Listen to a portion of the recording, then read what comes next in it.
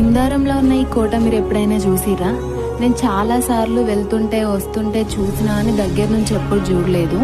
ఈ రోజు మాత్రం దగ్గరికి వెళ్ళి చూసిన. కోట చాలా బాగుంది. దీన్ని 1927లో గోనె వెంకట ముత్యంరాజు అనే ఒక దొర కట్టిండంట వాళ్ళ వైఫ్ కోసం.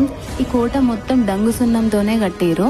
కానీ దొర వాళ్ళ వైఫ్కి ఈ కోట అస్సలు నచ్చలేదంట. నాకు ఈ కోట నచ్చలేదు అని చెప్పిన తర్వాత దొర కూడా ఈ కోటను వదిలేసిండు. గృహప్రవేశం చేయకముందే ఈ కోటను వదిలేసిరంట.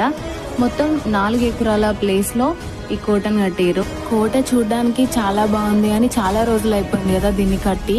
ఇప్పుడు మాత్రం కూలిపోతుంది కొంచెం కొంచెం. ఈ స్టోరీ అంతా నిజమా కాదా నాకు తెలీదు. నేను కూడా తెలుసుకొని మీకు చెప్తున్నా. దీని గురించి ఏమైనా తెలియని విషయాలుంటే మీరు కామెంట్స్లో చెప్పండి. కానీ మనకు దగ్గరలో ఉన్న కోటలు ఇట్లాంటివి చూస్తే బాగుంటుంది కదా. మీరు కూడా టైం దొరికినప్పుడు వెళ్ళి ఒకసారి చూడండి. ఓకేనా? బాయ్.